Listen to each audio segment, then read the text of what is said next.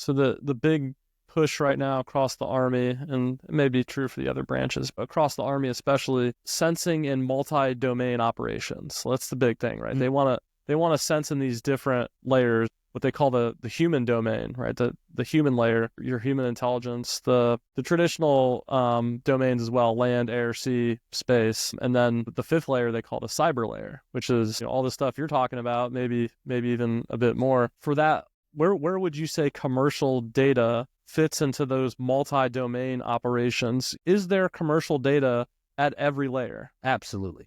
Okay. Absolutely. So mud to space, it's about understanding. Well, I know some Navy people that'll be very upset with you, Steve. And as a Marine, I can't believe you would say mud to space when they all will say seabed to space. But that's okay. We'll let them be. Yeah, yeah. Sorry, go on. Yeah. So it's about understanding where similar information can be retrieved, right? And so yes, from every echelon of that kind of domain or those domain layers. Just the same as it takes a person with experience and the intelligence disciplines in order to understand how to synthesize the information, it takes a person to understand what types of information are similar to what types of information. And so if you were to, as an example, in the GeoInt space, if you wanted to understand what an environment looked like, let's say tomorrow a country was under attack and needed to be evacuated because of our equities needed to be evacuated from there.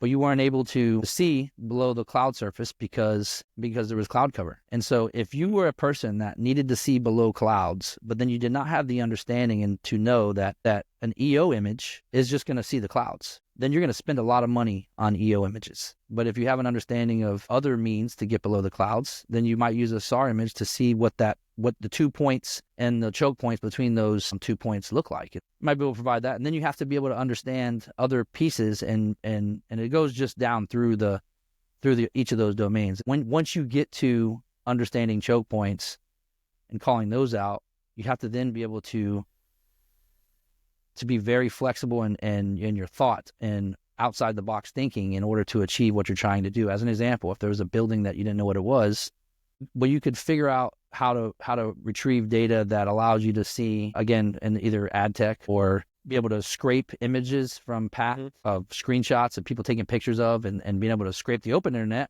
or be able to pull different information. It's about understanding how to replicate those layers and then pull them together. But the information is out there.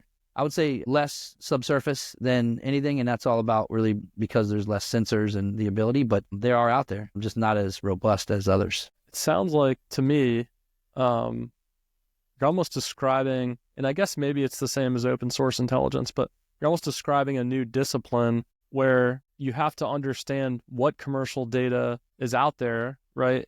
Because I could totally see a scenario where the best data, the most important data that you need to solve the problem is some random thing nobody would ever think of. It sounds like you need to have incredible resourcefulness